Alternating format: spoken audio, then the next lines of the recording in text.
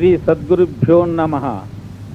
సనాతన అచల సిద్ధాంత బోధ పారంపర్యులైన శ్రీ శ్రీ శ్రీ పరశురామ నరసింహస్వాముల వారిచే రచింపబడిన భద్రాద్రి రామశతకంలోని సృష్టి క్రమము, సాంఖ్యము, తారకము, అమనస్క సారాంశమును శ్రీ మరిజల గురుపీఠ రాజయోగాశ్రమ సేవా సమాఖ్య ఆల్ ఇండియా కేంద్ర అధ్యక్షులైన శ్రీ శ్రీ శ్రీ అచల బోధ వాచస్పతి సభా సామ్రాట్ బిరుదాంకితులైన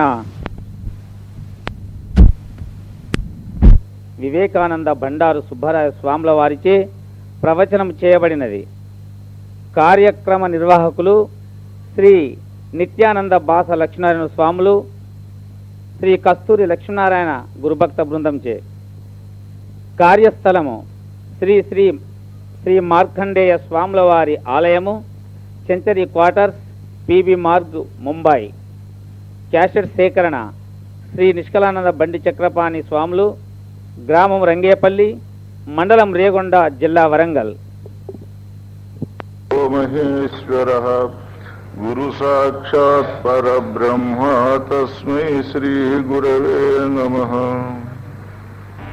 పవిత్రమైనటువంటి శ్రీ మార్కండేశ్వర స్వామి దేవాలయంలో మనం సత్సంగం జరుపుకుంటున్నాం. ఆనాడు నైమిషారణ్యములో సవనకాది మహర్షులు సూత మహర్షి దగ్గర శ్రవణం చేసినట్లుగా మనం అటువంటి సన్నిధానంలో శ్రవణం చేస్తున్నాం.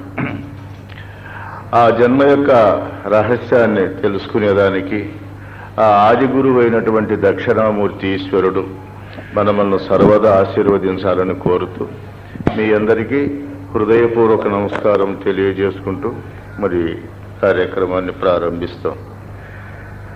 గడిచిన 2 రోజుల్లో మానవ జన్మ విలువలు, దైవం అంటే ఎవరు, మరి ఒక గురువు తప్ప రక్షణ స్థానములో మనకు ఎట్లా ఎవరూ లేరో, మనది ఊరికే ఇతరులు పోయినట్లు గొర్రెదాటుగా పోకుండా విమర్శనాత్మకంగా దైవాన్ని తెలుసుకోవాలనేటువంటి ఉద్దేశం చేత మనం ఈ కార్యక్రమాన్ని ప్రారంభించుకున్నాం.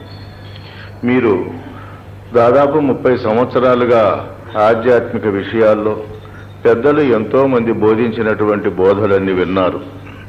అన్నీ కూడా మీకు తెలియవని కాదు, అన్నీ ఇన్ని రోజులు విన్నటువంటి వారికి అన్నీ తెలిసే ఉంటాయి. కానీ ఎరుకకు మరుపు సహజము గనుక, తెలిసినా మనం మరుస్తూ ఉంటాం కనుక మళ్ళీ మళ్ళీ దాన్ని విచారించుకునేదానికి మనం పునశ్చరణ తరగతుల వలె అనుకున్నది మరుపు రాకుండా మళ్ళా అనుకున్నట్లుగా మనం చెప్పుకోదలుచుకున్నాం. కాబట్టి దీన్ని చక్కగా విచారించాలి. మరి రాత్రి పరిపూర్ణ బోధ సిద్ధాంత బుర్రకథను కూడా చక్కగా ఆలించినారు. ఎందుకంటే అందరి కథలు విని విని మన పని అయిపోయింది. ఇంకా మన కథ వినాలి. మన కథను వింటేనే మనకు సుఖం ఉంటుంది, కానీ ఇతరుల కథలు వింటే మనకేం పెద్ద సుఖం ఉండదు. ఎవరి కథలు వారికి. నీవు భోంచేస్తే నీకు ఆకలి తీరుతుంది, కానీ ఇతరులు భోంచేస్తే మనకి ఎట్లా ఆకలి తీరదో. మనము సుఖం అనుభవిస్తే మనకు ఆనందం అవుతుంది, కానీ ఇతరుల సుఖం మనకు ఆనందం ఎట్లా కాదో అట్లా ముందు లోకవాసన చేత సంచరించేటువంటి ఈ మనస్సు తిరిగి తిరిగి తిరిగి మళ్ళా మన దగ్గరికే రావాలి. అందుకు మొట్టమొదట మనకు లోకవాసన చేత సంచరిస్తుంది మనస్సు. పునుగు బిల్లి ఉండదు, పునుగు తయారవుతుంది కదా, పునుగు జవాజి. ఆ పునుగు బిల్లికి సువాసన వస్తుంది. కానీ దానికి ఒకసారి దాని మీద గాలి తన ముక్కుకు తగిలి ఆనందాన్ని కలిగించి ఈ వాసన ఎక్కడ ఉన్నా ఎతికి పట్టుకోవాలని చెప్పనేది అడివంతా తిరిగింది. అడివంతా ఎక్కడ తిరిగినా వాసన దానికి చిక్కలేదు. మరి ఒక చోటికి వచ్చి దానికి అలసిపోయి ఆ మానికి తన యొక్క రెక్కలు తిక్కుతుంది. అట్లా రుద్దుతోనే వాసన వచ్చేసింది.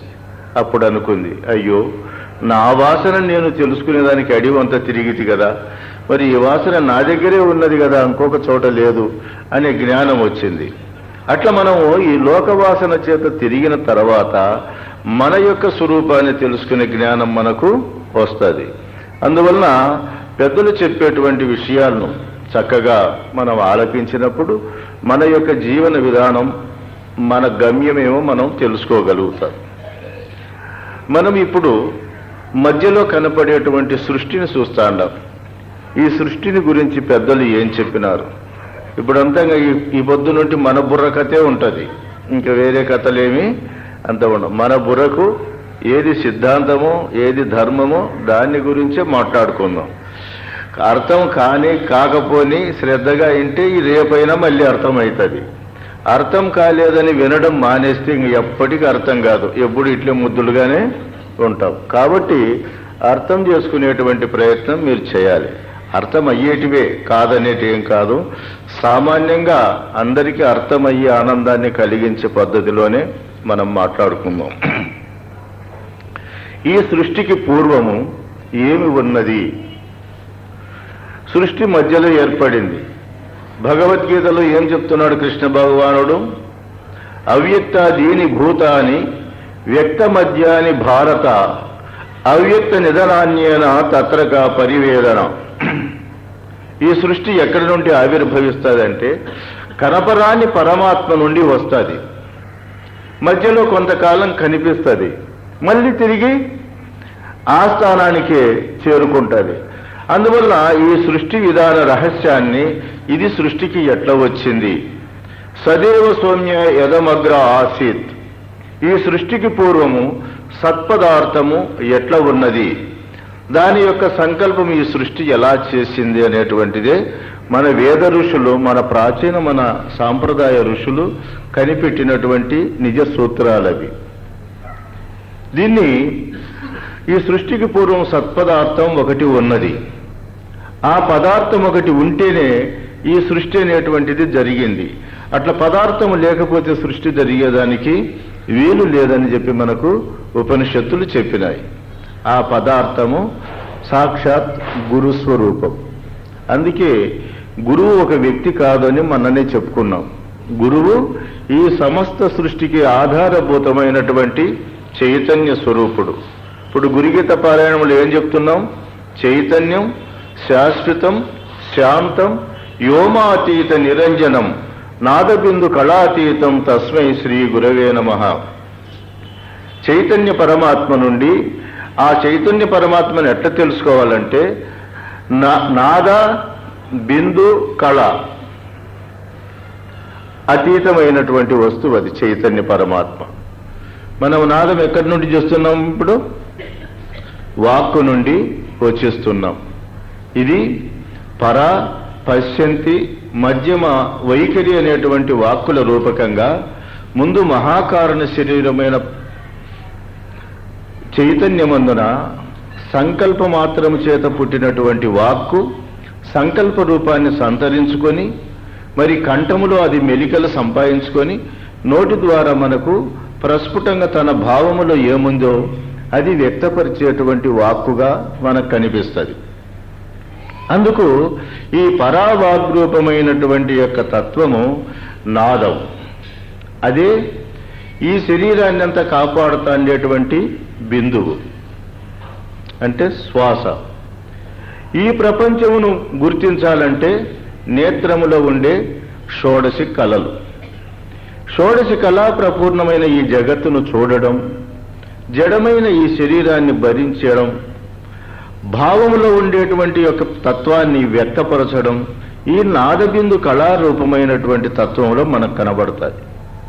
ఈ నాదము బిందు కళలు ప్రపంచాన్ని పరిపాలిస్తాయి. ప్రపంచం అనుభవించాలంటే మనకు ఈ మూడు ఉండాలి.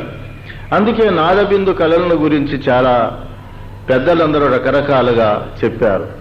ఆ నాదధ్వని నుండి పుట్టినటువంటిదే ఈ వేదమంతా.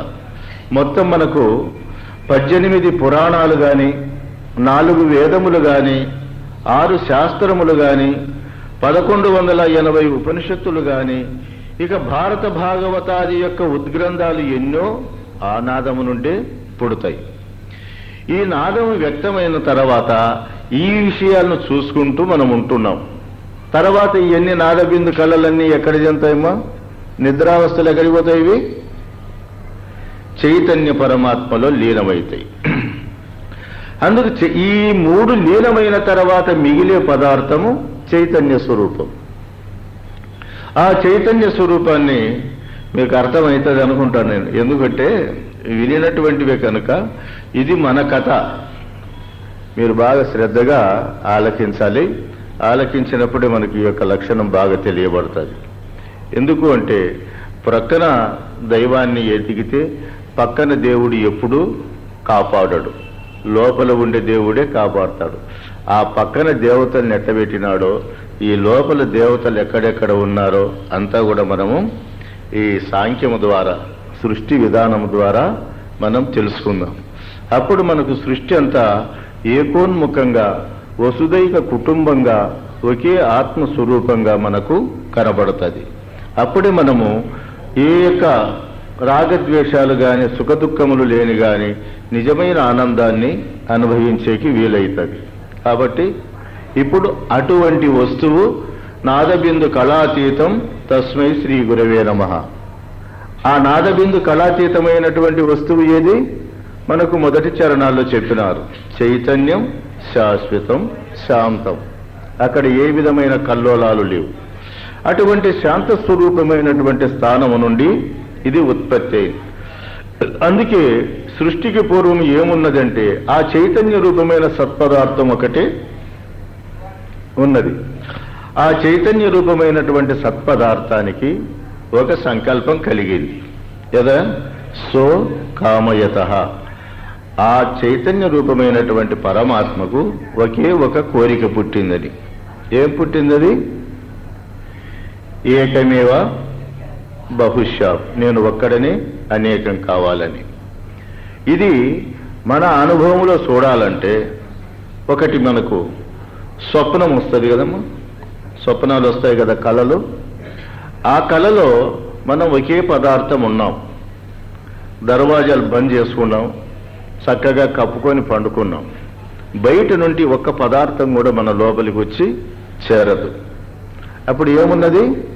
ఒకే ఒక నీవు ఉన్నావు. అప్పుడు ఒక్కసారిగా లోపల లైట్ వెలుగుతుంది.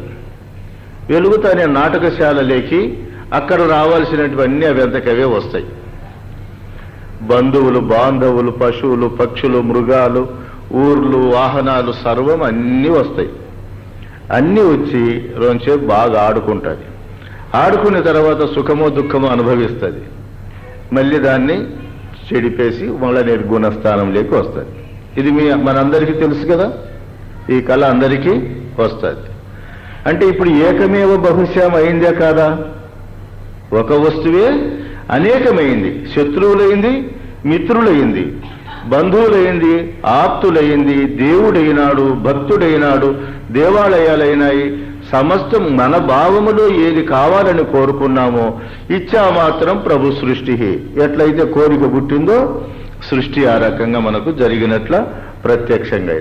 ఇట్లా ఒక పిండాండములోనే అటువంటి లక్షణాలు మనకి ఇంత శుద్ధంగా కనపడేటప్పుడు బ్రహ్మాండాన్ని ఎట్లా ఆవిర్భవింపజేసినాడు అనేది మనం ఉపమానం తీసుకొని అర్థం చేసుకోవాలా. ఉపమానం తీసుకోకుండా పరమాత్మ సృష్టి చేసినాడంటే మనకు అర్థం కాదు. అందుకు మన పెద్దలందరూ కూడా ఒక ఉపమానం కథలు చెప్పి ఆ తర్వాత మిగతా దాని యొక్క ఆంతర్యాన్ని తెలియజేస్తారు. అట్లా సత్స్వరూపమైనటువంటి పరమాత్మ ఒక్కడే ఉన్నాడు. ఆ ఒక్కనికే సంకల్పం పుట్టింది. ఏ సంకల్పం పుట్టింది? ఒక్కడనే అనేకం కావాలి. ఆ ఒక్కడనే అనేకం కావాలని సంకల్పం పుడితేనే ప్రభువు ఆయన. అందుకే ఇచ్చామాత్రం ప్రభు సృష్టి. వెంటనే సృష్టి విజృంభించింది. ఆ విజృంభించినటువంటి విధానం మనకు మన పెద్దలు, అచల ఋషులు, మన పూర్వీక మహర్షులందరూ కూడా క్రమ పద్ధతిగా మనకు ఆత్మజ్ఞానాన్ని ప్రబోధించేదానికి ఇది చేసినారు. కాబట్టి సృష్టికి పూర్వం ఎట్లా ఉన్నది అన్నప్పుడు భద్రాద్రి రామశతకం అనేది మనకు చాలా మంది అచలగురు సాంప్రదాయంలో ఉండే వాళ్ళందరికీ తెలిసి ఉంటుంది. అది మన భాగవత కృష్ణదేశికేంద్రుల వారి యొక్క గురువు గారి సోదరులు అయినటువంటి శ్రీ పరశురామ నరసింహదాస్ స్వాముల వారు ఇది వ్రాసినారు. అంతకు పూర్వము సీతారామాంజనేయములోను అంతకు పూర్వం సృష్టి విధానములోను అంతకు ముందు నుండి ఎట్లా ఉన్నాయో అవన్నీ కూడా ఈ ధర్మాలు సశాస్త్రీయము, అనంత ప్రాచీన ధర్మము అనేటువంటి దాన్ని నిరూపించడానికి కృష్ణదేశికులు తన సదృష్టాంత ప్రకాశికలో ఇవన్నీ కనుపరిచినాడు. సీతారామాంజనేయాన్ని ఆధారంగా తీసుకున్నారు. అంతకుముందు ఉన్నటువంటి గ్రంథాలను కూడా ఆధారంగా తీసుకొని మనకి ఈ ధర్మాలను తెలియజేసినారు. అందువల్ల మనకు దేవుడనే విషయములో గురుస్థానానికి ఎందుకు వెళ్ళవలసి వచ్చిందంటే, మనము ఈ ప్రాంతం ఈ మధ్య పుట్టినటువంటి వాళ్ళను దేవతలని మనం ఆరాధిస్తున్నాం. కానీ రాముడు దేవుడని అనే లోపల రాముడు పుట్టక తలిగి దశరథ మహారాజుకు, మాంధాతకు, ఇక్ష్వాకునికి ఎవరు దేవతలు అంటే అంతకుముందే దేవుడు ఉండాలని చెప్పేదానికే గాని రాముడు దేవుడని అనేదానికి కాదు. కృష్ణ పరమాత్మ దేవుడు అన్నాం. కృష్ణుడు పుట్టక తలిగి ఉన్న ప్రపంచానికి ఎవరు దేవుడు? అందువలన దేవుడు అనేటువంటి పదానికి సరైనటువంటి నిర్వచనము సృష్టికి పూర్వమే ఉండాలి. అది దాన్ని వర్ణిస్తుంది. ఇది నిత్య నిరాకార నిరుపద్రవాఖండ నిర్మల నిర్గుణ నిష్కలంక నిష్కర్మ నిష్క్రియ నిస్సంగ నిర్ద్వంద్వ నిరుపమ నిరంధ్ర నిర్వికల్ప నిష్ప్రపంచావ్యయ నిశ్చల నిశ్శబ్ద నిర్వచనానంద నిర్వికార నిర్విశేషాచింత్య నిరతిశయానంద స్వస్వరూపంబు నిస్సంశయముగా వారి జాసన కైలాసవాస వాసవాదులకునైన వర్ణింప నలవిగాదు. అమ్మా, నిశ్శబ్దాన్ని పాటించాలి. కార్యకర్తలను రోత చూడండి, గమనిస్తా ఉండండి. సభ భిన్నం కాకోకుండా కాపాడే బాధ్యత మీదే. నాకు కేటాయించిన ధర్మాన్ని నేను చేస్తాను, మీకు కేటాయించిన ధర్మాన్ని మీరు ఆచరించండి. ఎవరి ధర్మం వాళ్ళు ఆచరిస్తే సజావుగా ఉంటుంది. ధర్మానికి ఎక్కడైతే తప్పిపోతుందో అప్పుడు హాని జరుగుతుంది. కాబట్టి దీన్ని అందరూ కూడా పాటించాలి. కాబట్టి సృష్టికి పూర్వం ఎట్లా ఉన్నాడంటే, ఇదిగో ఇట్లా నిత్యుడై నిరాకారుడై సర్వవ్యాపకుడై సచ్చిదానంద రహితమైనటువంటి స్వరూపంలో ఉన్నాడు. ఆ దేవుణ్ణి వర్ణించడానికి బ్రహ్మకు గాని, ఈశ్వరునికి గాని, విష్ణువుకి గాని, ఇంద్రాది దేవతలకు గాని సాధ్యము కాదు అన్నారు. అంటే ఈ బ్రహ్మ విష్ణు మహేశ్వరులను చెప్పినప్పుడు వాళ్ళు మొట్టమొదట స్వయంభూ దేవతలు. వాళ్ళు ఒకరు పుట్టించగానే పుట్టిన వాళ్ళు. ఇక ఇప్పుడు మనకు వచ్చింది ఈ కనబడే దేవతలంతా ఒకరు పుట్టిస్తే పుట్టిన వాళ్ళు. మన మాదిరి ఒకరు పుట్టిస్తే పుట్టిన దేవతల కంటే స్వయంభూ దేవతలు ముఖ్యులు. వాళ్ళకే ఈ యొక్క గురుతత్వాన్ని తెలిసేదానికి కష్టము అని పెద్దల యొక్క వాక్యం. ఎందుకు అంటే వీళ్ళ సృష్టి జరగలే. ఇప్పుడు మనం ఈ జగత్తుని ఎవరు పుట్టించినారంటే మనం ఏమంటాం? బ్రహ్మదేవుడు పుట్టించినాడు అని చెప్తాం. అది మనకు తెలిసినటువంటిది. బ్రహ్మదేవుడిని ఎవరు పుట్టించినారని ఎవరైనా అడుగుతారా? అడగం. కానీ ఆయన ఎట్లా పుడతాడు? ఒకరు పుట్టియాల, దానికి కర్త కావాలి. అందుకు విష్ణువు పోషిస్తున్నాడు. ఎవరయ్యా ఈ ప్రపంచాన్ని అంతా పోషిస్తున్నాడంటే విష్ణువు అంటున్నాం. సరే, మరి విష్ణువుని ఎవరు పోషిస్తున్నారు అన్నప్పుడు మనకు గురువు చిక్కుతాడు. కానీ విష్ణువు దగ్గరే నిలబడితే గురువు చిక్కడు. మనకు ఈ ప్రపంచమునంతా ఎవరు లయం చేస్తున్నారు? కాలపురుషుడైన యముడు, కాలపురుషుడైన శివుడు లయం చేస్తున్నాడంట. మరి శివుని లయం చేసేవారు ఎవరు అన్నప్పుడే మనకు గురువు చిక్కుతాడు. అందువల్ల బ్రహ్మ విష్ణు మహేశ్వరులు సృష్టి స్థితి లయములు చేసేటువంటి స్వయంభూ దేవతలు. వీరికే ఆయన్ను గురించి వర్ణించేకి సాధ్యం కాదన్నాడు. కాబట్టి నేను ఎంతటి వాడనయ్యా అన్నాడు. అంటే అక్కడ సృష్టి జరగలేదు, గుణ సృష్టి జరగలే, భూత సృష్టి జరగలే, శరీర సృష్టి జరగలే. అప్పుడు ఉన్నది ఆ తత్వం. అప్పుడు ఉన్నటువంటి ఆ గురుతత్వము మనకు ఇప్పుడు ఈ రూపంలో వస్తుంది. అందువల్ల అట్ల పరమాత్మ లోపల నుండి మరి విరాట్ స్వరూపమైనటువంటి ఈశ్వర శరీరం ఎట్లా పుట్టింది, మరి జీవరూపమైనటువంటి ఈ శరీరం ఇప్పుడు మన అనుభవంలో ఉండేటువంటి ఈ శరీరం ఎట్లా పుట్టింది అనే దానికి ఈ యొక్క సిద్ధాంతం మనకు చక్కగా ప్రబోధిస్తుంది. అందువల్ల ఆత్మయందుననేకం ఆకాశముదయించే, ఆకాశమందు అనిలంబు బుట్టే, అనిలంబు వల్లను అగ్నిహోత్రుడు బుట్టే, అగ్నిహోత్రుని వల్ల నప్పు బుట్టే, అప్పు వల్లను మహా అవని స్థలియు బుట్టే, అవనియందు ఓషధులు అమరబుట్టే, ఓషధుల ఎందున నొనర నన్నము బుట్టి అన్నమందున నరులాది సకల జంతు జాలంబులాయే ఈ జగయుగంబులాయ ఈ రీతి పరమాత్మ మాయ వలన. సృష్టి ఎట్లా పుట్టిందనే దానికి మనకు సశాస్త్రీయమైన పద్ధతిలో అట్లా శుద్ధ చైతన్య స్వరూపమైనటువంటి పరమాత్మ నుండి మొట్టమొదట 40 కోట్ల యోజనముల విస్తీర్ణము కలిగినటువంటి ఆకాశం పుట్టింది. ఆకాశము లోపల 30 కోట్ల యోజనములతో విరాజిల్లేటువంటి వాయువు పుట్టింది. ఆ వాయువు యందున 20 కోట్ల యోజనములతో విస్తరించినటువంటి అగ్ని పుడుతుంది. ఆ అగ్ని యందున 10 కోట్ల యోజనములతో విస్తరించినటువంటి జలము పుట్టింది. ఆ 10 కోట్ల యోజనములతో విస్తరించిన జలము నుండి 1 కోటి యోజనములు కలిగిన భూమి పుట్టింది. ఇది బ్రహ్మాండములో ఎట్లా పుట్టిందో పిండాండములో కూడా అట్లే పుట్టది. ఈ బ్రహ్మాండ సృష్టిని మనం అర్థం చేసుకున్నాక పిండాండాన్ని చేద్దాం. ఎందుకంటే ఇల్లు పెద్దిళ్ళు కట్టుకున్న తర్వాత దానికి తర్వాత పిల్లలు పుట్టినట్టుగా ముందు ఆహారాన్ని పుట్టించే జీవులను పుట్టించాలి, కానీ ముందు జీవులను పుట్టించి వెనకాల ఆహారం పుట్టిస్తే బతకలేం మనం. కాబట్టి ముందర జీవ సృష్టి ఆహార సృష్టి ఎట్లయిందో అది ఈ యొక్క పరమాత్మలో మనకు తెలుస్తుంది. అందువల్ల ఈ సృష్టి సంపద ఎలా ఉన్నది, లక్ష్మి ఎట్లా ఉన్నది అన్నప్పుడు మనకు పురాణాల రీతిగా రాసినారు. పురాణములు ఎవరు చూడలేరు, కానీ కథల రూపములు వింటే మనకు దగ్గరగా అర్థమవుతుందనేటువంటి ఉద్దేశం చేత పురాణాన్ని రాసినారు. పురాణములో శ్రీ మహావిష్ణువు పాల సముద్రములో పడుకొని ఉంటాడు. పాల సముద్రుని బిడ్డ లక్ష్మీదేవి, ఆమెను వివాహం చేసుకుంటాడు. ఇది మనకున్నది కదా, మీరు భారతం వింటూ ఉంటారు. ఎందుకు అంటే ఈ అమృతాన్ని సిలికేదానికి మందర పర్వతాన్ని సముద్రంలో వేసి సిలికినప్పుడు మొట్టమొదట పుట్టేటువంటి యొక్క లక్షణాలు ఇవన్నీ: లక్ష్మి, కామధేనువు, కల్పవృక్షము, చంద్రుడు, ధన్వంతరి, ఇటువంటి వాళ్ళందరూ కూడా ఈ దీంట్లో పుట్టుకొని వస్తారు. ఏదాని ఎందున అమృతం సిలికేటువంటి సమయములో పాల సముద్రములో అక్కడ మనకు ఆ పరమాత్మ ఈ లక్ష్మీదేవి పుడతానే ఈ దేవతలు రాక్షసులందరూ నాకు కావాలి, ఈమె చాలా అందంగా ఉంది అని చెప్పని అందరూ ఆమె వెంట పడతారు.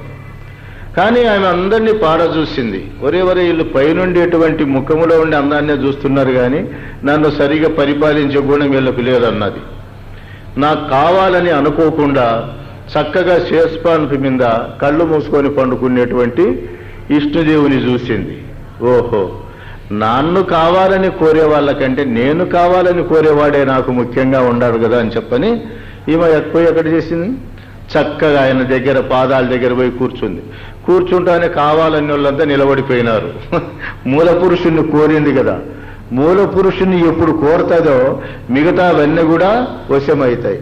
అందుకే మనం మూల పురుషుని స్థానానికే ప్రయాణం చేయాల. అప్పుడు ఆ సృష్టి సంపద అంతా తన నుండి వస్తుంది. ఎందుకు? ఈనాడు ఈ 84 లక్షల జీవరాశులన్నీ కూడా ఆహారం కావాలంటే ఆ సముద్ర జలము అంటే ఆ సముద్ర సంపద ఆ లక్ష్మీ స్వరూపము మేఘ రూపములో పెయికి పోవాలి. అంటే కైలాసవాసుడైన శిరస్సు మీదికి ఎక్కాలి.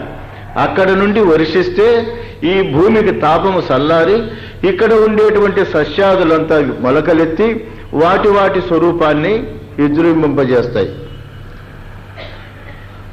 అందుకే మనకు దైవానికి 1 రూపాయి దానం చేస్తే దైవం మనకు అనంతమైన సంపద ఇస్తాడని ఎందుకు చెప్తారంటే అది ప్రలోభానికి స్వార్థంగా చెప్పినటువంటి మాటలు కాదు, సత్యమైనటువంటి తత్వం అది. ఎందుకంటే ఇప్పుడు మనం చూస్తున్నాం, ఒక మామిడి విత్తనం భూమిలో బుడుస్తున్నాం. ఎన్ని మామిడికాయలు తీసుకుంటాం మనమ్మా? ఎవరన్నా ఎంచి చెప్తారా? చెప్పలేవు. ఒక కొబ్బరికాయ బూడుస్తాం, ఎంతకాలం బతుకుతుంది, ఎన్ని కొబ్బరికాయలు ఇస్తారు తెలుసునా? చెప్పలేవు. ఒక ధాన్యపు గింజ భూమిలో వేస్తే 1000 ధాన్యపు గింజలు మనకిస్తా ఉంది. అంటే అర్థమేమి? సృష్టి అనంత రూపాలుగా విజృంభింపజేసేదానికి ఇది కారణమై ఉంది. దైవ సంపద ఎట్లుంటుందంటే అవ్యయ రూపములో తరగని ధనముగా ఈ ప్రపంచంలో ఉండే జీవులను కాపాడుతుంది. అందువల్ల ఆ సంపదను మనము చక్కగా అనుభవించాలి అన్నప్పుడు దైవతత్వాన్ని ఇట్లా తెలుసుకోవాలా. ఆహా, సూర్యదేవుడైనటువంటి పరమేశ్వరుడు ఇట్లా విష్ణు స్థానములో ఉండేటువంటి ఈ జలాన్ని తన కిరణముల చేత తీసుకొని మొత్తం ప్రపంచమంతా భూమండలం అంతా తిప్పి ఎక్కడ కావాలనో అక్కడ వర్షిస్తుంది. ఎక్కడ ఈ సృష్టి సంపద ఆ లక్ష్మి అవతరిస్తుందో అక్కడ సంపద వికసిస్తుంది. ఆ సంపద వికసించినప్పుడు జీవులు సుభిక్షంగా బతికేదానికి కారణమవుతుంది. అందువల్ల ఈ రూపకంగా కాపాడాల్సిందే కానీ ఒక వ్యక్తి అట్లా వస్తే ఎవరిని కూడా కాపాడలేవు. ఏ వ్యక్తి కూడా అందరినీ కాపాడేవాడు ఈ సృష్టిలో పుట్టబోడు అన్నమాట. కానీ ఈ దివ్యశక్తులు సృష్టిని కాపాడేదానికి ఇచ్చినాడు. కనుకనే సృష్టి విధానములో మనకు ఈ దైవం యొక్క స్వరూపం తెలుస్తుంది. ఒక రాజకుమార్తె, ఆమెకు యుక్త వయసు వచ్చింది. రాజుగారు ఆమెకు వివాహం చేయాలని చెప్పనని అనుకున్నాడు. ఏమ్మా, చిత్రపటాలన్నీ చూపించినాడు రాజు. ఈయన పలాని దేశపు రాజు, పలాని యొక్క సంపద ఉంది, ఇట్లా ఇంత వయసు ఉంది, ఇటువంటి శక్తి సామర్థ్యాలు ఉన్నాయని చెప్పినాడు. నాయనా, వీళ్ళందరూ నేను పటాల్లో చూసి ఎవరిని ప్రేమించను, ఎవరిని ఇష్టపడను. నేను పెట్టేటువంటి పందాల్లో ఎవడైతే నెగ్గుతాడో అటువంటి వాడిని మాత్రమే నేను పెళ్లి చేసుకుంటాననింది. ఎవరమ్మా? రాజుబిడ్డ. ఆ మాట అనగానే, సరే ఏం పందెం పెడతావు తల్లి అని అడిగినాడు. ఏం లేదు నాయనా, నేను వారి చేతుల్లో చెయ్యి వేసి పరుగు తీస్తా, నన్ను పరిగెత్తా వచ్చి ఆ హద్దు లోపల పట్టుకున్నటువంటి వాడిని నేను పెళ్లి చేసుకుంటానన్నాడు. తండ్రి గారికి ఆనందమైంది. ఇదేం పెద్దది కాదు, శివధనస్సు ఇచ్చేది కాదు, మత్స్యయంత్రం కొట్టేది కాదు, పరవాళ్ళు పరిగెత్తేదే కదా అనుకున్నాడు. సరే, అంత రాజకుమారులు ప్రకటించినాడు, నాయన మా అమ్మాయి పెళ్లి చేసుకోవాలంటే ఇట్లా ఉండాల షరతులు. ఈ షరతుకు లోబడినటువంటి రాజకుమారులంతా వచ్చి ఈ పరుగు పందెంలో స్వయంవరంలో పాల్గొనవచ్చునన్నాడు. అందరూ వచ్చినారు. మొత్తం మీద అందరూ వచ్చిన తర్వాత ఈ అమ్మ ఆయన చేతిలో చెయ్యి వేస్తుంది, పరుగు తీస్తుంది. పరుగు తీసేటప్పుడు ఈడు పరిగెత్తాడు ఆయన వెంబడి. ఈ పరుగు తీసేటప్పుడు ఏముంటుందంటే, ఆయమ్మ వజ్ర వైడూర్య నీల గోమేదిక మరకత మాణిక్యాది యొక్క పద్ధతులలో ఉన్నటువంటి సంపదను జార నిడుచుకుంటా పోతుంది ఒళ్ళో వేసుకొని. ఈడు పరిగెత్తేటప్పుడు ఇవి కంటికి కనపడతానే ఆయమ్మను పట్టుకునేది ఇడిచిపెడతాడు, ఇవి ఏరుకుంటా కూర్చుంటాడు. అందరూ ఇట్లే ఒక్కొక్కరికి ఒక రకమైనటువంటి సంపదలు జార నిడుస్తుంది, అమ్మాయి సిక్కకుండా వెళ్ళిపోతుంది. అందరూ ఈ రకంగా నిలిచిపోయినారు. ఒక మేధావి చూసినాడు, మంచివాడు, ఒరి ఎంత అవివేకులు రైళ్ళు అనుకున్నాడు. సరే, ఈయన చేతిలో చేసి పరిగెత్తింది. పరుగు తీస్తానే ఇంక ఈయన ఈ కింద ఏమన్నా ఈయన చూడలే, పోయి పట్టుకున్నాడు.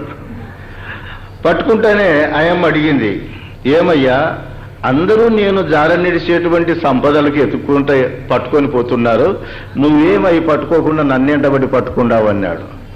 ఆ పిచ్చిముండా కొడుకులు, నిన్ను ఇడిచిపెట్టే సంపదలు పట్టుకుంటే వాళ్ళకి ఆ సంపదలు మాత్రమే దక్కుతాయి, నిన్నే పట్టుకుంటే సంపదలు నావే, నువ్వు నావనివి, కాబట్టి నిన్నే పట్టుకున్నామంటే మనకి ఏ కొరత లేదన్నాడు.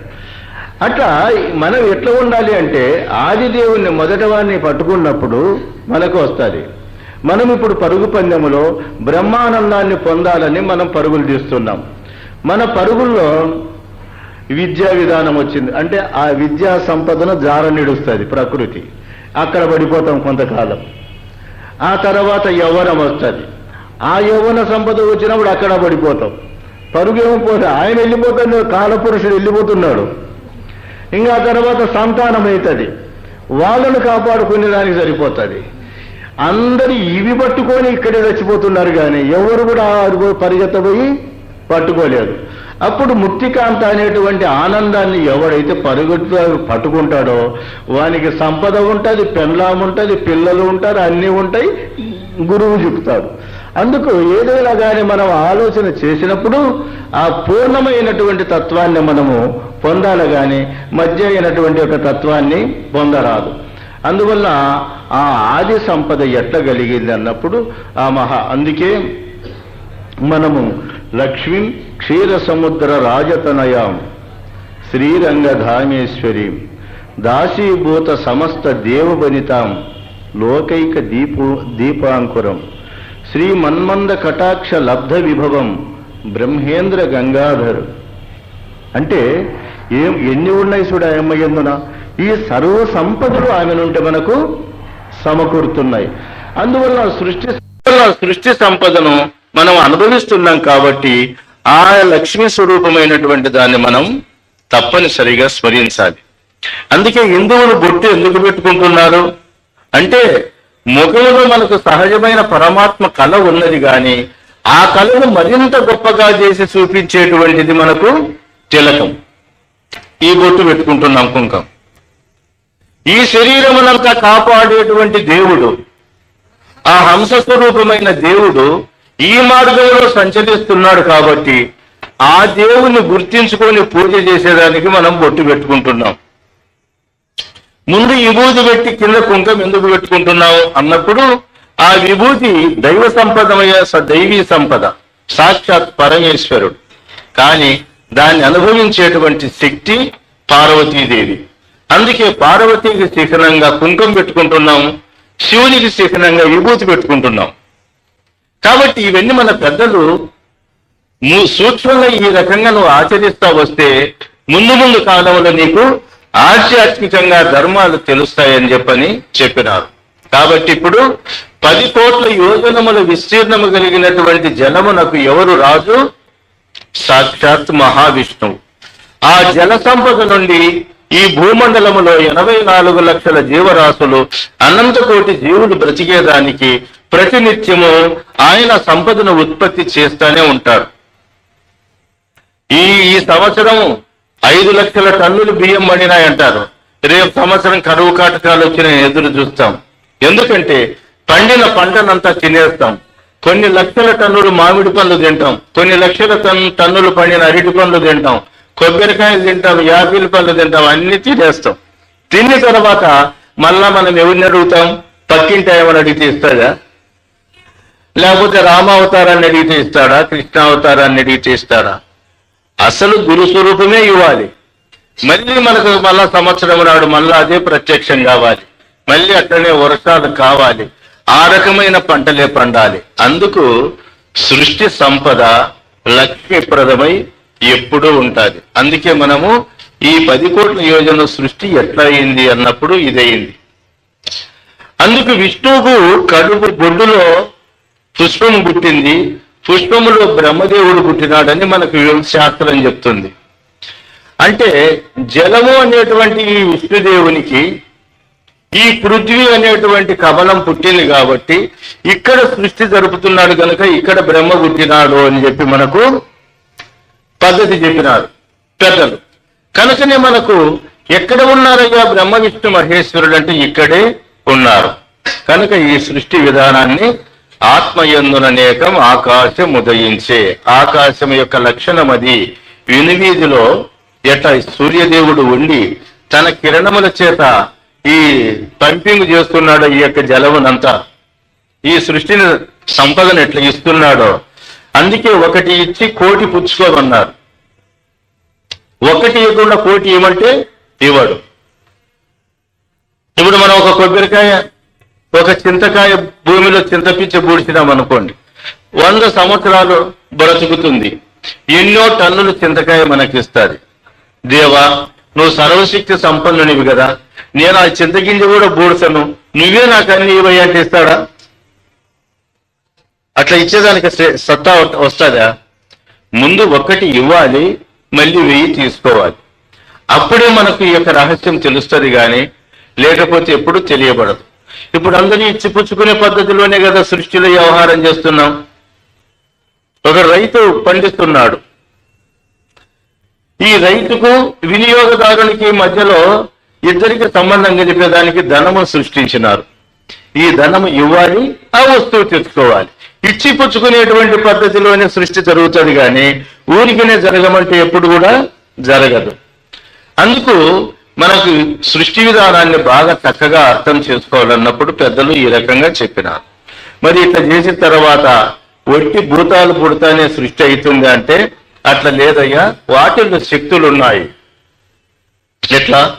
వసుధా జలం అగ్ని వాయు ఆకాశంబులివి పంచభూతములు వీటి యందు రక్త శుభ్రాసిత యుక్త ధూమ్ర సునీలములను గంధరస రూప స్వరస శబ్దంబులను క్రియాశక్తి జ్ఞాన ఇత్యాది శక్తులు వర పరాశక్తి లా వా రా యా ఆ అజ విష్ణు త్రియంబక ఈశ్వర సదాశివులు నుండొంటికి స్థిరముగాను వర్ణ గుణ శక్తి బీజ దేవతలు నుండు నీకు ఏ గుణములు లేవు, నిర్మలుడవు. మనకు అందుకే ప్రతిదానికి బీజం ఉంటుంది సృష్టిలో. ఆకాశమునకు బీజం ఏమి అంటే అమ్మని బీజం. అమ్మని బీజమునకు శక్తి ఏది అంటే పరాశక్తి. పరాశక్తి నుండి ఏది పుట్టిండాలి అంటే శబ్ద తన్మాత్ర పుడతారు. శబ్ద తన్మాత్ర నుండి ఆకాశభూతం పుడుతుంది. ఇక్కడ సృష్టికి సంకేతం బాగా ఏర్పడుతుంది. అట్లనే ఈశ్వరునికి బీజము ఎం అనేటువంటి బీజం. దీనికి శక్తి ఆదిశక్తి. దీని యొక్క తన్మాత్ర స్పర్శ తన్మాత్ర. దీని భూతం వాయుభూతం. ఎందుకంటే మనం ఒక ధాన్యపు గింజ బీజం, అది ఆ బీజము నుండి అంకురించే శక్తి దాన్ని విస్తరింపజేసేది తన్మాత్ర, ఫలితాన్ని ఇచ్చేది భూతం. ఈ రకంగా మనకు ఈశ్వరుని యొక్క స్వరూపములో ఇవన్నీ మనకు తెలియబడతాయి. అంటే అగ్నితత్వానికి ఏదంటే రుద్రుడు మొట్టమొదటి దేవత. రుద్రుడు అనేటువంటి వాడికి రమ్ అనేటువంటి బీజము తయారవుతాయి. ఈ రంబీజము నుండి జ్ఞానశక్తి పుడుతుంది. జ్ఞానశక్తి నుండి రూప తన్మాత్ర పుడుతుంది. రూప తన్మాత్ర నుండి అగ్నిభూతం పుడుతుంది. అగ్నిభూతము నుండి మనకు జ్ఞానేంద్రియాలు పుడతాయి పిండాండములు. అట్లనే అగ్ని నుంచి విడువబడినటువంటిది జలము. జలములకు ఏది దేవత అన్నప్పుడు మహావిష్ణువు దేవుడు.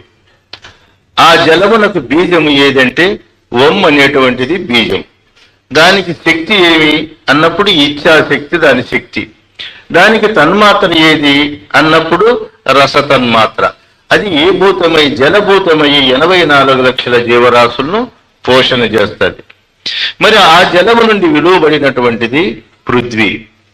ఆ పృథ్వీకి అధిదేవత బ్రహ్మదేవుడు.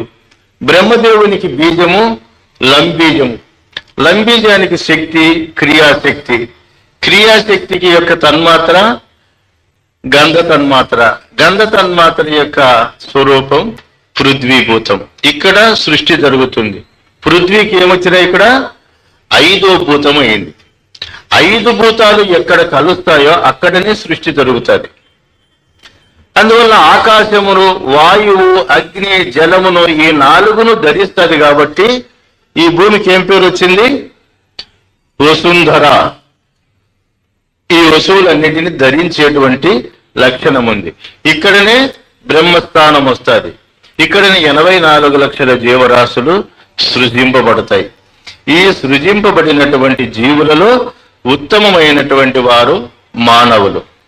అందుకు మరి బీజమును ఏ రకంగా దైవము ఎట్ట సంపద వస్తుంది అనేటువంటి దానికి మీరు ఇప్పుడు విన్నారు కదా. ఆ విన్నటువంటి పదములో ఒకటి అనేకము ఎట్లయితాది, అనేకము ఏకము ఎట్లయితాది అనేటువంటి దాన్ని మనం బాగా విచారించి చూస్తే ఇట్లా పంచభూతాలను సృష్టి ముఖంగా వదులుకుంటా వస్తుంది.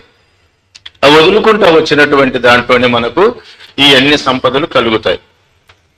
ఇక బ్రహ్మాండములో ఈశ్వరుడి పంచభూతములకు కర్తయి, పంచభూతాలకు అధిష్టాన చేతనమై మాయను తన చేతిలో పెట్టుకొని సర్వజ్ఞుడయి సృష్టి, స్థితి, లయ, విస్తీర్ణ, ఆకర్షణములనేటువంటి 5 కర్మలు నిరంతరము జరుపుతా ఉంటాడు. ఇది ఎవరు కూడా ఆఫ్ చేయలేరు. దీనికి రాత్రి అని గాని, పగులని గాని, కాలమని గాని ఏమి ఉండదు. ఎప్పుడు కూడా నిరంతరము జరిగేటువంటి స్వరూపం.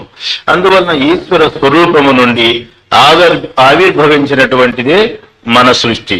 మన యొక్క సృష్టి ఎట్లా, ఆ పంచభూతాల యొక్క ధర్మాలన్నీ దీంట్లో ఎట్లా ఉన్నవి అన్నప్పుడు ఇప్పుడు మనం బాగా ఆలోచించండి. ఆకాశ తత్వం మనలో ఎట్లా ఉన్నది అన్నప్పుడు మనకు జ్ఞానము, మనస్సు, బుద్ధి, చిత్తము, అహంకారమని అంతరేంద్రియాలు 5 ఉన్నవి. జ్ఞానము మూర్ధిని స్థానములో ఉండి సమస్తమును గుర్చెరుగుతూ ఉంటుంది. మనస్సు కంఠస్థానములో ఉండి సంకల్ప వికల్పాలు చేస్తూ ఉంటుంది. బుద్ధి ముఖస్థానములో ఉండి నిర్ణయాలు చేస్తుంది. చిత్తము నాభియందు ఉండి గడిచిపోయినటువంటి విషయాలను చింత చేస్తుంది. అహంకారం హృదయస్థానమందుండి మన స్వాభిమానాన్ని కాపాడుతూ ఉంటుంది. ఇట్లా ఆకాశతత్వమును వీక్షించినప్పుడు అంతరేంద్రియాలుగా మారినాయి. ఈ అంతరేంద్రియములు జ్ఞాన, మనోబుద్ధి, చిత్తాహంకారాలుగా ఈ శరీరములో ఇట్లా పనిచేస్తాయి. ఇక వాయువు, మరి అన్ని మనలో ఉండేటి కథలే చూడము, పక్కవేమి లేవి. మనకందుకే మన కథ వింటే ఏమన్నంటారు చూడు, ఏమయ్యా నువ్వు రాలేదంటే ఓ నాకే బోలెడంత సంసారం ఉంది, నేను ఎక్కడికి వస్తున్నానని ఎట్లా అంటాము. అట్లా ఈ కథను వినేక అలవాటు పడినామంటే ఇంక ఏ కథ రుచించదు. ఎందుకంటే ఇది మన సొంత కథ. ఇక ఆ పరమేశ్వరుడు వాయువుని వీక్షించినాడు. వాయువుని వీక్షిస్తానే ఈ శరీరములో పంచప్రాణాలుగా తయారైనాయి. సమాన వాయువు, వ్యాన వాయువు, ఉదాన వాయువు, ప్రాణవాయువు, అపాన వాయువు అనేటువంటి 5 తయారైనాయి. ఇవి ఏం చేస్తుంది? ఇవి అంటే సమాన వాయువు నాభిస్థానములో ఉండి తినిన ఆహారంలో అది వచ్చింది. ఏ పని చేస్తుంది? ఇది హృదయ స్థానములో ఉండేటువంటి సమాన వాయువు. మరి వ్యానవాయువు శరీరం నకసిక పర్యంతము నిండి ఉంటుంది. శీతలమును, ఉష్ణాన్ని, కఠినాన్ని, మృదుత్వాన్ని ఇవి తెలియజేస్తుంది మనకి. శరీరం అప్పుడే తగులుతానే తెలుస్తుంది కదా, ఇది గట్టిగా ఉన్నది, ఇది మెత్తగా ఉన్నది, ఇప్పుడు శీతలంగా ఉన్నది, ఇప్పుడు ఉష్ణంగా ఉన్నదని ఇది తెలియజేసే శక్తి వ్యానవాయువుకు పెట్టిన. మరి కంఠమందు ఉదాన వాయువు ఉండి తినిన ఆహారాన్ని లోపలికి పోయేటట్లు, తాగిన నీళ్లను లోపలికి పోయేటట్లు, మరియు లోపల ఉండే మాటలను బయటికి వచ్చేటట్లు, ఈ కపంగా ఉండేటువంటి దాన్ని గడ్డకు చిమ్మేదానికి, ఈ పని చేయించేదానికి మనకు ఉదాన వాయువు ఉన్నది. ఇక ప్రాణవాయువు హృదయ స్థానానికి అంటే అంతర్బాహ్యములకు, పిండాండ బ్రహ్మాండానికి సంకేతముగా దినమునకు 21,600 సార్లు తిరుగుతూ ఉంటుంది బయటికి లోపలికి. ఏమిడుతున్నది? ప్రాణవాయువు. ఎందుకంటే కొన్ని దినాలు మీరు ఇట్లా విన్నారంటే మీకు బాగా తెలుస్తుంది. ఫస్ట్లో కొంచెము గోడబెట్టినట్లుంటది కానీ మళ్ళీ తెరదీసినట్లుంటది. ఈ రకంగా ముందు వినాలి. విన్నప్పుడు మీకు రాబోయే కాలానికి పనికొస్తుంది. ఇప్పుడు ప్రాణవాయువు ఏం చేస్తుంది? ఊపిరితిత్తుల నుండి దినమునకు 21,600 సార్లు బ్రహ్మాండములో ఉండే ఎనర్జీని, బలాన్ని లోపలికి సమకూరుస్తూ ఉంటాయి. ఈ యొక్క బలము చేతనే మిగతా వాయువులన్నీ పనిచేస్తాయి. అపాన వాయువు ఏం చేస్తుందన్నప్పుడు ఈ ప్రాణవాయువు యొక్క స్వరూపాన్ని బాగా చక్కగా అనుభవానికి తెచ్చుకున్నప్పుడు దాంట్లో సృష్టికి కావలసిన అమృత బిందువులను తయారు చేస్తుంది. దాన్ని ఋతువును అనుసరించి మలమూత్రములను, శుక్ల శోణితాలను దాన్ని కలియజేసేదానికి విసర్జించే శక్తిగా మారి సృష్టిని కాపాడుతూ ఉంటాయి. ఇట్లా పంచప్రాణములను ఒకే వాయువును 5గా చేసి ఈ రకంగా సృష్టి విధానములో మనకు ఉపయోగపడేటట్లు చేసినాడు. మరి ఈ కర్మాగారాన్ని చేసినవాడు ఎంత గొప్పవాడు. మనమన్ని నట్లు అక్కడ నుండి తెచ్చి, బోల్టాలు ఇక్కడి నుండి తెచ్చి బిగిస్తాము కానీ అన్ని ఒక్క బీజంలోనే చేస్తాడు ఆయన. ఒకే బీజంలోనే అంతా తయారు చేస్తాడు. ఏది కూడా పత్తి చేనులో నుండి తీసుకురావాల్సిన పని, మరి మిషనరీలో పెట్టి చేసే పని కాకుండా ఒక్క బీజములోనే సృష్టి చేసే మహత్తర శక్తి ఆ యొక్క గురుదేవులకు, గురు పరమాత్మకు ఉన్నది. ఇక వాయుభూతముతో చేయవలసిన పని చేసినాడు. ఇక అగ్నిభూతాన్ని వీక్షించినాడు. అగ్నిభూతాన్ని వీక్షిస్తానే మనకు జ్ఞానేంద్రియములు తయారైనాయి. శ్రోత్రము, త్వక్కు, చక్షువు, జిహ్వ, గ్రాణం. మనకి ఈ 5 ఇంద్రియాలే ప్రపంచం. ఇంకా 6వ ఇంద్రియము లేదు. ఇంకా ఈ ప్రపంచంలో 6వ ఇంద్రియముతో అనుభవించేది లేదు. అన్ని కూడా ఈ 5 దాంట్లకే. ఇప్పుడు చెవును ఆనందపరుచుకునేదానికి రకరకాలైన శబ్దాలను పెట్టుకున్నాం. చర్మాన్ని ఆనందపరుచుకునేదానికి స్రక్చందన వనితాది క్రియల చేత, మంచి మంచి మెత్తనైనటువంటి పరుపుల చేత ఈ శరీరాన్ని సుఖపెట్టాలని చూస్తున్నాం. మంచి దృశ్యమైన రూపాలను చూడాలని టీవీలు పెట్టుకొని రకరకాలైన ప్రపంచ దృశ్యాలన్నీ చూస్తా ఉన్నాం కంటితో. షడ్రసోపేతమైన రుచులు నాలుకతో చూస్తున్నాం. అట్లనే సుగంధ దుర్గంధాది లక్షణాలన్నీ ముక్కుతో చూస్తున్నాం. ఇదిగో ఈ ప్రపంచమంతా నీకు ఈ ముక్కులోనే ఉన్నది. అన్ని కూడా ఇక్కడే మనకు సమకూరుతున్నాయి. కాబట్టి ఇక్కడ నుండి మనకు ఈ లక్షణాలన్నీ జరుగుతున్నాయి. జ్ఞానేంద్రియములను కలిగించి జ్ఞానేంద్రియముల చేత అంతరములో ఉండే నీకు బాహ్యములో ఉండే సంపదలన్నీ కూడా సమకూరుస్తా ఉన్నాడు దేవుడు. అవి మనము చేస్తున్నాం. ఇక ఈ జ్ఞానేంద్రియములు ఉన్నాయి కదా, వాటికి విషయాలు కావాలి కదా, వాటికి ఆహారం కావాలి. దాన్ని జలభూతాన్ని వీక్షించినాడు. జలభూతాన్ని వీక్షిస్తేనే తన్మాత్రలైనాయి. శబ్ద, స్పర్శ, రూప, రస, గంధము అనేటువంటి 5 తన్మాత్రలైనాయి. శబ్దము ఏ దానికి ఆహారమై ఉన్నది? చెవులకు ఆహారమై చెవులను తృప్తిపరుస్తా ఉంది. స్పర్శ చర్మానికి ఆహారమై చర్మాన్ని తృప్తిపరుస్తా ఉంది. రూపములు కంటికి ఆహారమై కంటిని తృప్తిపరుస్తున్నాయి. రుచులు నాలుకకు ఆహారమై నాలుకను తృప్తిపరుస్తా ఉంది. గంధము ముక్కుకు ఆహారమై ముక్కును తృప్తిపరుస్తా ఉన్నాయి. ఇట్లా శబ్దస్పర్శ రూప రసగంధములు అనేటువంటి విషయేంద్రియాలను అనుభవిస్తున్నాం. ఇవి ఎవరిస్తున్నారు? మనకి ఇచ్చిన వాళ్ళని మర్చిపోయినాం. ఈయన వాళ్ళ దగ్గరికి పోయి నువ్వు ఇచ్చినావు స్వామి, నువ్వు ఇచ్చినావు స్వామి అంటాడు. ఆయన లీలగా చూస్తాడు. మనము యాత్రలకు పోతాం. పండరీపురం వెళ్ళినాం మేము. మా దగ్గర చిల్లర లేదు. వాడు అక్కడ ఒక కొత్వాలు మాదిరి ఉంటాడు స్వామి గుడి ముందర.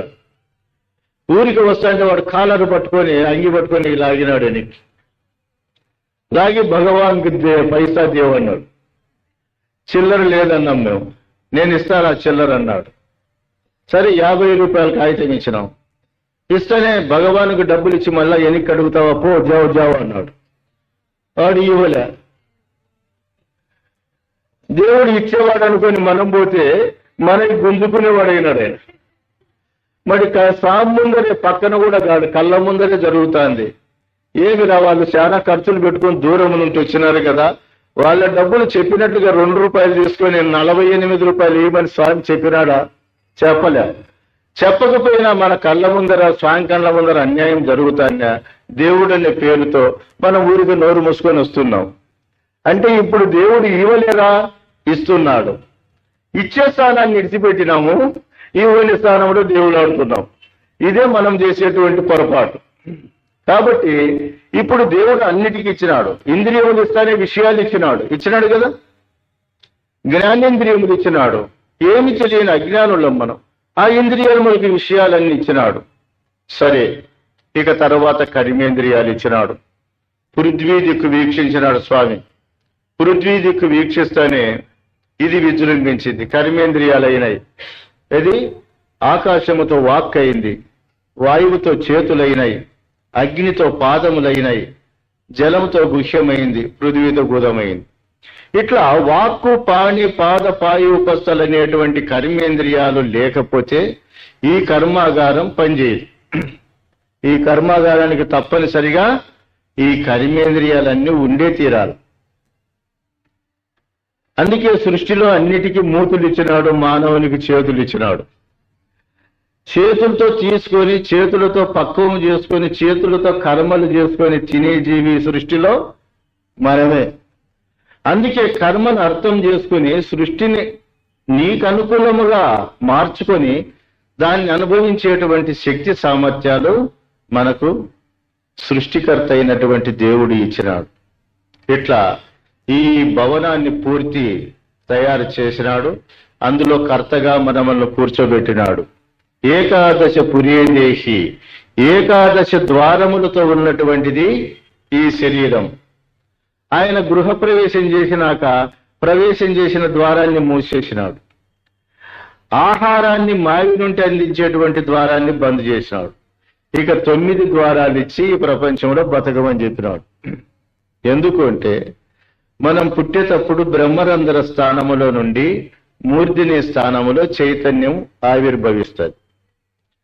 ఇక్కడంతా తయారైతుంది, కానీ పునిక మాత్రము ఖాళీ ఉంటది, ఊరిక తోలు మాత్రం మూసుకొని ఉంటది. అది మనం సమురు పెట్టగా 6 నెలలకు, అది 6 నెలలకో సంవత్సరానికో, కొంతమందికి ఉడియో అట్లనే ఉంటది. మా తాత ఉండే, ఆయనకి చూడరా నాకు అట్లా మెత్తగా ఉంది అని చెప్పకుండా యోగాన్ని దానికి అనుభవం చేసి, యోగం చేసి నేను సహస్రారములో ఎమకను కరిగించి పెట్టుకుంటాను, ఎప్పుడు కావాలంటే అప్పుడు బ్రహ్మరంధ్రాన్ని పగలగొట్టుకుని అట్లే పోతా నేను అని చెప్పానని అందరికీ చెప్పినాడు. తాత, ఎమకను కరిగించే ఊష్ణమే నువ్వు తలకాయలు తయారు చేసింటే ఈ తోలు ఎప్పుడో కాలి బయటికి పోయేది, అది నీకు కరుసుకోలేదయ్యా పునిగా, మీ అమ్మ సరిగా సముడు పెట్టలేదంటే అట్లా చెప్పొద్దు, అట్లా చెప్పొద్దు. ఎందుకంటే నాకు అది ఒక అవకాశం వచ్చిందన్న. అట్లా ఇటువంటి యొక్క పద్ధతులు మనకి ఏకాదశ ద్వారములు కలిగిన ఈ శరీరములో మొట్టమొదట ప్రవేశ ద్వారం అది. ఆ ద్వారాన్ని మూసినాం. ఇక మనము తల్లి తండ్రి తినేటువంటి ఆహారం మనకేమి సంబంధం ఉండదు. మావి తయారైతుంది, మావికి బొడ్డుకు సంబంధం ఉంటుంది. అందుకే మనకు కూర్మ అవతారాన్ని చెప్తారు. ఎవరు మోసినారు మందరగిరిని సముద్రంలో మునిగిపోకుండా అంటే కూర్మ అవతారం కాసిందంట. ఈ కూర్మ అవతారం మనకు చక్కగా తెలిసినప్పుడే మనకు బాగా తెలుస్తుంది.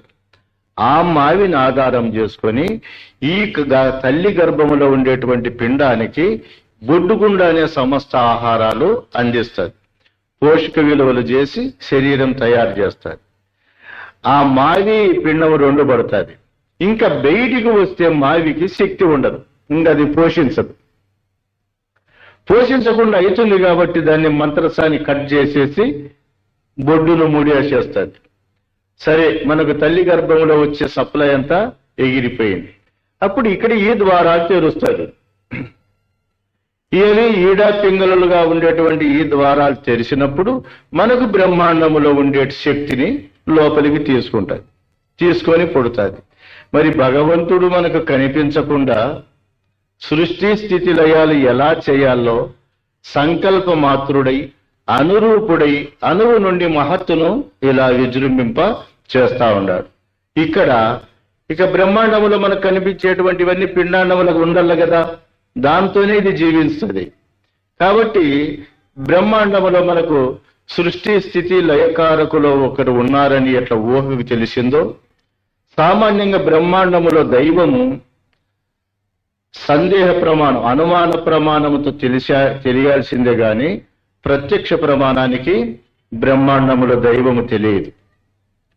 మనకు దూరముగా పొగ కనపడుతున్నదంటే అక్కడ అగ్ని ఉన్నదని ఎట్లా తెలుసుకుంటాము.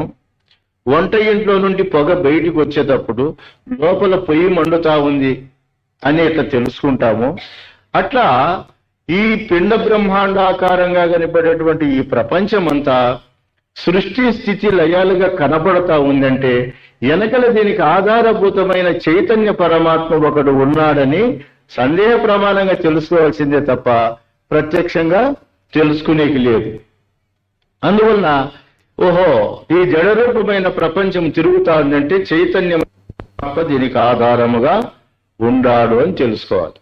ఆ పరమాత్మ చేత ఈశ్వర శరీరానికి దేవతలను ఎట్లా సృష్టించినాడు అన్నప్పుడు 14 లోకాలు సృష్టించినాడు. దానికి బ్రహ్మాండములు అతలము, వితలము, సుతలము, రసాతలము, తలాతలము, పాతాళము, ఈ రకంగా అధోలోకాలు సృష్టించి భూలోక, భూవర్లోక, సురలోక, మహర్లోక, జనర్లోక, తపోలోక, సత్యలోకాలను బ్రహ్మాండములు ఎట్లా సృష్టించినాడో ఇక్కడ కూడా పిండాండములో ఈ అన్ని లోకాలు సృష్టించినాడు.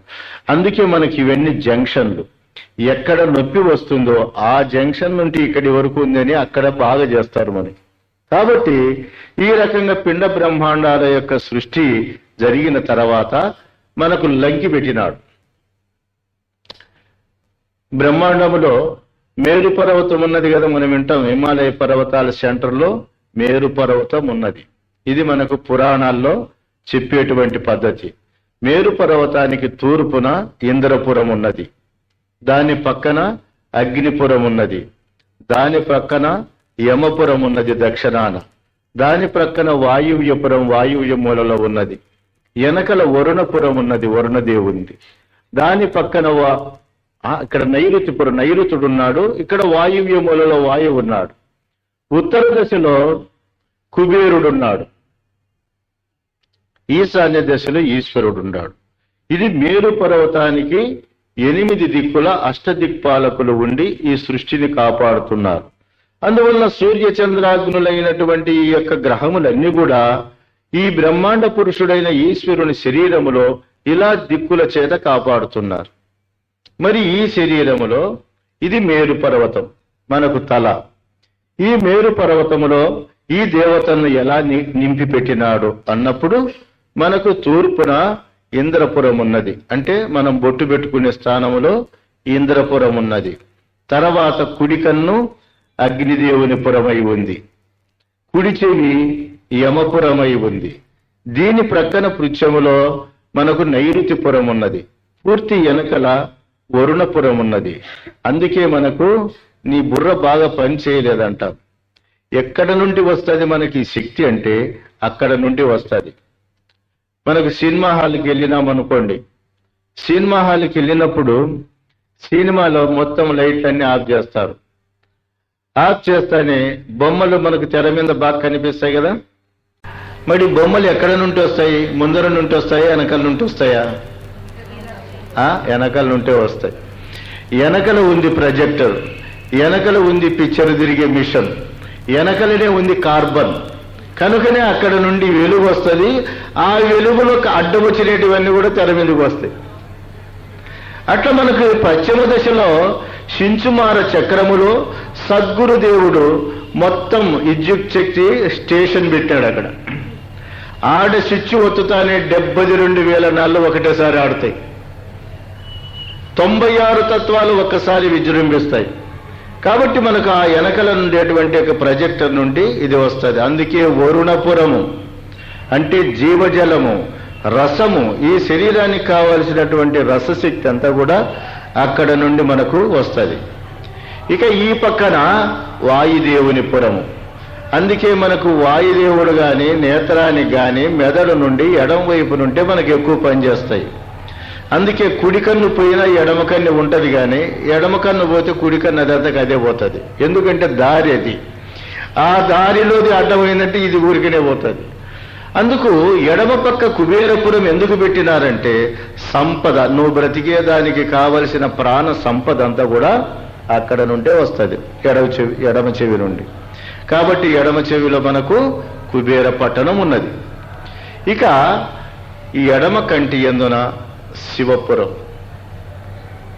అందుకే నిద్ర రావాలి అన్నప్పుడు ఎట్లా ఉంటుంది మనకు బాగా ఆలోచన చేస్తే, నిద్ర అనేటువంటిది అగ్నితత్వమైన రుద్రునిది.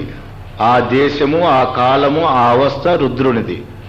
అందుకే ఇక్కడ ఏమైంది, పృథ్వీతత్వమైన బ్రహ్మదేవుడు, జలతత్వమైన విష్ణుదేవుడు అంతరించిపోవాలి. అంతరించిపోయినప్పుడే మనకు నిద్ర వస్తుంది. మన కంటిలో కానీ, నాలుకలో కానీ, ముక్కులో కానీ ఎక్కడ కూడా జలం ఉండకూడదు. కొంచెం జలం ఉందంటే మనకు నిద్ర రాదు.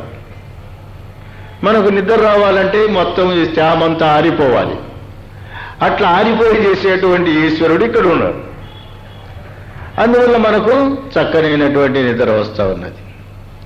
మరి బ్రహ్మాండముల అష్టపురాలు మేరు పర్వతానికి ఎట్లా చెప్పినారో, పిండాండముల అష్టపురాలు మనకు అలా ఉన్నవి. ఈ అష్టపురాలకు ఈ ఇంద్రియములన్నిటికీ దేవతా శక్తులు ఇచ్చినాడు. దేవతా శక్తి లేనిది ఇంద్రియములు జడములు, దాంట్లోకి విషయాలు అనుభవించేది రాదు. అందువలన దీనిలో అనుభవించేటువంటి కర్త శక్తి దేవుడు. అందుకే ఈ దేవతలందరినీ ఎక్కడ పెట్టి మనల్ని రక్షిస్తున్నాడో, ఈ దేవతలందరికీ దేవాది దేవుడు, దేవతలందరికీ ఆది దేవుడని గురువుకి ఎట్లా పేరు వచ్చిందో మీరు ఇప్పుడు వింటారు. ఎందుకు అంటే, టైం అయిందేమో చెప్పండి మీరు. ఎందుకంటే ఈ పొద్దుడితోనే ముగిసిపోదు కదా, ఇంకా 4 రోజులు ఉండవలసి వస్తుంది. ఇక ఈ శరీరంలో జ్ఞానము, మనస్సు, బుద్ధి, చిత్త, అహంకారం చెప్పినాం కదా. ఆకాశము 2 భాగములుగా విభజింపబడి అర్ధ భాగం అంటే అర్ధం ఆకాశతత్వము జ్ఞానమవుతుంది. అందుకు జ్ఞానము మిగతా ఇంద్రియములన్నిటికీ ఆవరణ శక్తిలోనే ఇవన్నీ పుట్టాలి. ఇక మిగతాది 4 భాగములుగా విభజింపబడి వాయువుతో ఒక భాగం చేరి మనస్సు, ఒక భాగం అగ్నితో చేరి బుద్ధి, 3వ భాగము జలముతో చేరి చిత్తము, 4వ భాగం పృథ్వీతో చేరి అహంకారమైంది. ఈ అంతరేంద్రియములు పని చేయాలంటే దీనికి గురువు దగ్గర నుండి దేవతా శక్తి రావాలి. అందుకు జ్ఞానమునకు కూటస్థుడు అధిదేవత, మనస్సుకు చంద్రుడు అధిదేవత, బుద్ధికి బృహస్పతి అధిదేవత, చిత్తమునకు క్షేత్రజ్ఞుడు అధిదేవత, అహంకారమునకు రుద్రుడు అధిదేవత.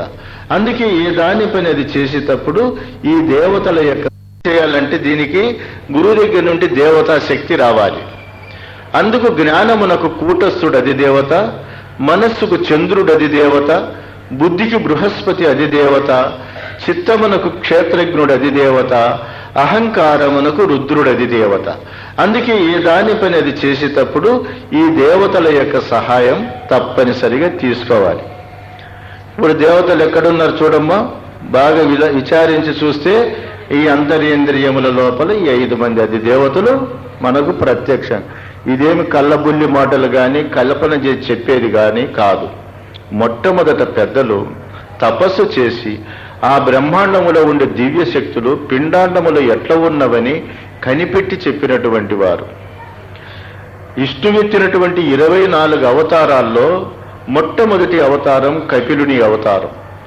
కపిలుడు తన తల్లి అయినటువంటి దేవహూతికి సృష్టి రహస్యాన్ని చెప్పేకి ఆయన అవతార పురుషుడే అయినటువంటిది.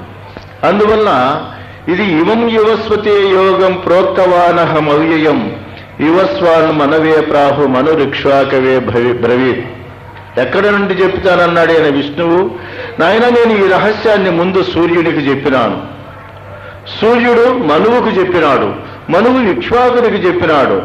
ఆ తర్వాత ఏవం పరం పరాప్రాప్తం ఇమం రాజఋషయో విదుహు. రాజఋషులైనటువంటి వాళ్ళు రహస్యంగా కాపాడుకుంటూ వచ్చినారయ్యా. అది ఇప్పుడు నష్టమయ్యింది, ఇప్పుడు మడుగు పడింది కాబట్టి మళ్ళీ చెప్తానన్నాడు. మరి ఈ సృష్టి రహస్యాన్ని ఎప్పుడు చెప్పినానన్నాడు ఆయన? మొట్టమొదట చెప్పినానన్నాడు. సూర్యదేవునికి చెప్పినానన్నాడు. సూర్యదేవునికి చెప్పినాననేటువంటి మాట మనకు కృష్ణ పరమాత్మ చెప్పినాడు. కానీ దేవహూతికి అవతారమెత్తి ఈ సృష్టి రహస్యాన్ని చెప్పినాడు. సూర్యదేవునికి చెప్పినటువంటిది బ్రహ్మాండ సృష్టిని గురించి చెప్పినాడు కానీ పిండాండ సృష్టిని గురించి చెప్పలేదు ఆయన. పిండాండ సృష్టిని గురించి చెప్పినటువంటి వారు మనకి కపిలుడు. అందువలన కపిలుడి యొక్క స్థానంలో మనం బాగా విచారించి చూస్తే దీనికి అధిదేవతలు ఇట్లా ఉన్నారు.